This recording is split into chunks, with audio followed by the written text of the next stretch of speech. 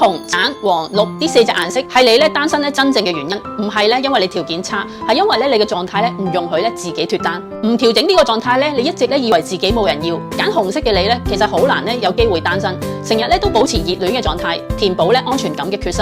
你要嘅係唔係一個愛人，係隨時被愛嘅感覺。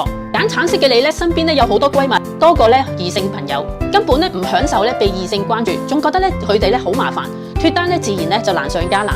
揀黃色嘅你就超級清醒，知道自己幾時做乜，揾乜嘢人。單身只係因為唔想浪費時間喺一啲冇意義嘅關係上，一旦你睇準目標絕對就速戰速決。揀綠色嘅你身邊嘅異性朋友超級多，但係個個都當你係兄弟。失戀揾你淨係傾偈同埋飲酒，你嘅單身時間係真係會好長，因為冇人當你係伴侶。依家對號入座，睇清楚自己嘅問題。下一集就會講藍、紫、黑、白嘅單身密碼。想知道點樣調整你自己脫單呢個狀態？睇下一條片最終解釋。